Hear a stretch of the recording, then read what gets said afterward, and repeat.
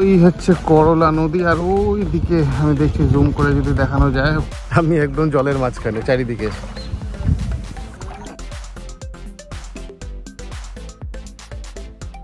Good afternoon, এই just বেরোচ্ছি, কোথাও ঘুরতে যাচ্ছি না বেসিক্যালি।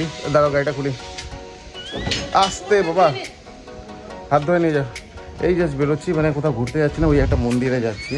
খুব সুন্দর মন্দিরটা, ইনফ্যাক্ট চারিদিকে চা বাগান, চা বাগানের মাঝখানে মন্দিরটা মানে 1 কিলোমিটার 2 কিলোমিটার রেডিয়াসে কোনো বসতি নেই, চারিদিকে দূর দূর শুধু চা বাগান চা বাগান। খুবই নির্জন জায়গার মন্দিরটা, একটা মা কালীর মন্দির একটা। তো প্রথমে একটা জায়গায় যাবো, এক পুরোহিত মশাই বাড়ি যাবো, তারপরে না সেখান থেকে আমরা মন্দির মায়ের দর্শন করতে যাব। তো ঠিক আছে, চলুন দেখা যাক, আপনাদের সাথে শেয়ার করবো মন্দিরটা। মানে খুব সুন্দর, মানে খুব বিশাল বড় না, কিন্তু খুব মারাত্মক মারাত্মক মারাত্মক জাগ্রত। হ্যাঁ বল, আবার চেঞ্জ করলি কেন ড্রেস? গিয়েছি শ্রাবণী, এইদিকে একটা বাজার আছে, বয়েলখানা বাজার বলে একটা বাজার, সেখানে কিছু ফল কিনতে গিয়েছি শ্রাবণী, কারণ ঠাকুর পুজো তো দেবে ঠাকুরের কাছে, তো ফল দেবে সেখানে। এই যে দুটো বসে আছে আমার, এই পয়সা কেন নিচ্ছিস, ছাড় এখানে পয়সা। আমার এই ড্যাশবোর্ডের পাশে পয়সা রাখা থাকে, আর পয়সাগুলোকে এদিক ওদিক ছড়ে। সামনে একটা বজরংবলীর মন্দির দেখছেন, এই মন্দিরটা একটা টাইমে আমি আর শ্রাবণী খুব আসতাম। মাম্মাম যখন এই পুচকির মতন ছোট ছিল, ইনফ্যাক্ট তারও ছোট, তখন থেকে এই মন্দিরে আসি। যে আমি আমার স্কুলের পাশ দিয়ে যাচ্ছি, এটা অ্যাকচুয়ালি অডিটোরিয়াম, মেইন প্রাইমারি আর সিনিয়রটা তো ভেতর দিয়ে, যে এই ভেতর দিয়ে ঢুকে যেতে হয়। একটু হালকা গরম আছে, হালকা, খুব সামান্য, সেরকম বলবো না। সকালের দিকে একটু বৃষ্টি হয়েছিল, সকালের দিকে তো ঠান্ডা লাগছিল। কলকাতায় তো শুনছি যে 2 দিন ধরে বৃষ্টি হয়েছে, বৃষ্টি হওয়াটাও খুব প্রয়োজন ছিল কলকাতায়, কারণ কলকাতায় যা গরম টেম্পারেচার ম্যাক্সিমাম ছিল, বৃষ্টিটা খুব প্রয়োজন ছিল। নাহলে মার্চ মাসেই যা অবস্থা হয়ে গিয়েছিল, এপ্রিল মে জুন তো এখন অনেক বাকি আছে, কি না কি হবে।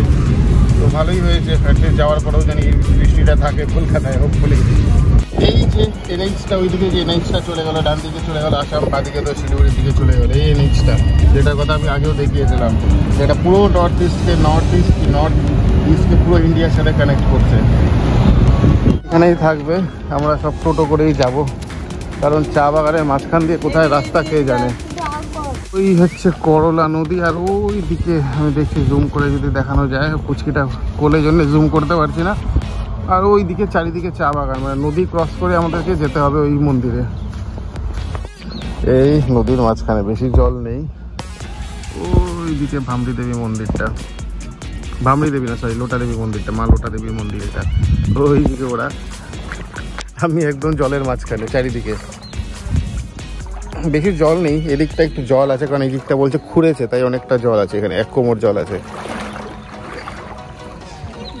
টোটো করে ফিরে যাচ্ছি, পুরো গা ভেজে। আমি আর মাম্মামকে স্নান করে মন্দিরে গিয়ে, মন্দিরে তো ঢুকবো না, বাইরে থেকে ধূপকাঠি মোমবাতি জ্বালিয়ে ওরাম করে চলে এলাম। মন্দির মানে চারিপাশে শুধু চা বাগান, কোনো বাড়ি নেই, বাড়ি ঘর কিছু নেই, সব বসতি হচ্ছে। আমরা যেদিক থেকে এসেছি, মানে মন্দিরের ব্যাপারটা, এই যে গাড়ি চলে এসেছি, বেরিয়ে যায়, কারণ রাতটা একদম ভেজা, পুরো একদম ভেজা। মানে যতটা পেরেছি, সেরকম জল ছিল না, যতটা পেরেছি স্নান করেছি, ওই আর কি, মানে একটা ইচ্ছা ছিল, হয়ে গেল। এই এখন বেরিয়ে যাচ্ছি।